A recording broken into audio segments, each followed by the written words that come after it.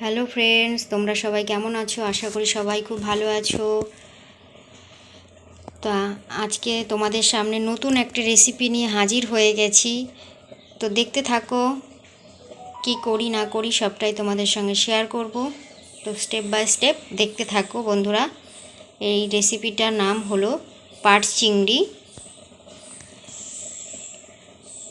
অসাধারণ স্বাদ, অসাধারণ টেস্টি। তো গরম ভাতে এরকম একটা অসাধারণ রেসিপি হলে আর কিছুই লাগবে না।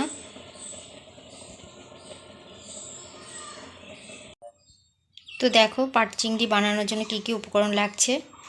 দেখো, এই যে প্রথমেই নিয়ে নিয়েছি পাট পাতা, অসময়ের পাট পাতা। আর নিয়ে নিয়েছি, দেখো, পাট শাকগুলো কুচিয়ে নিয়েছি, ওই দিকটা দেখানোর জন্য নিলাম, ওটা এর মধ্যে দেব না।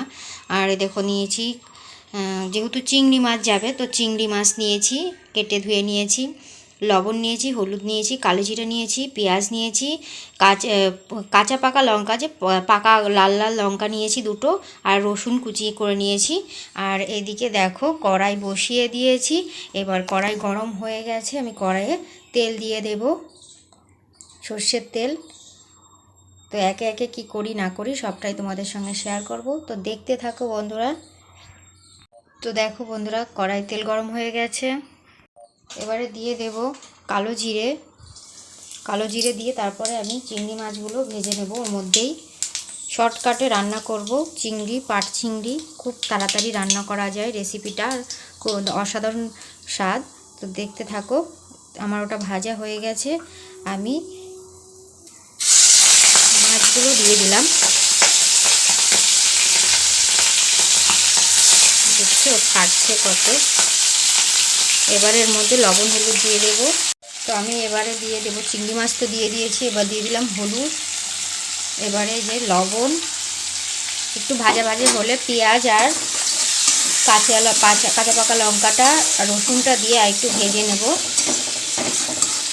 তো ভাজা হোক একটুখানি মাছটা। এবারে দিয়ে দেব পেঁয়াজ কুচি, লঙ্কা, রসুন কুচি। এবার একটুখানি সামান্য ভেজে নেব, তারপরে পাট শাকটা দিয়ে নাড়াচাড়া করে একটু জল দিয়ে দেবো। আর কিছু মশলা যাবে না এই পাট চিংড়ি করার জন্য, এতেই হয়ে যাবে, এই অসাধারণ টেস্টি হবে। তো ঠিক আছে, দেখতে থাকো। কাঁচা লঙ্কা, পেঁয়াজ, কালো জিরে, চিংড়ি মাছ, রসুন সবই ভাজা ভাজা হয়ে গেছে। এই পর্যায়ে আমি দিয়ে দেব এই যে পাট শাক কুচোনোটা।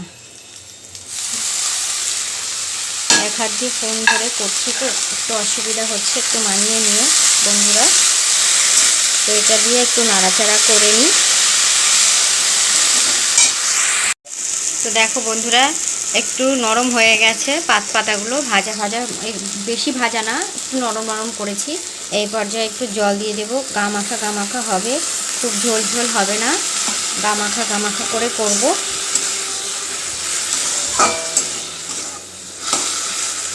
আর সামান্য একটু জল দেব, একটু জল টানাতে হবে তো, ব্যাস। দিয়ে 2-4 মিনিট একটু সেদ্ধ করে নেব, নিয়ে নামিয়ে নেব, তাহলে রেডি হয়ে যাবে আমার পাট চিংড়ি। তো ঠিক আছে, ঢেকে দিই এখন।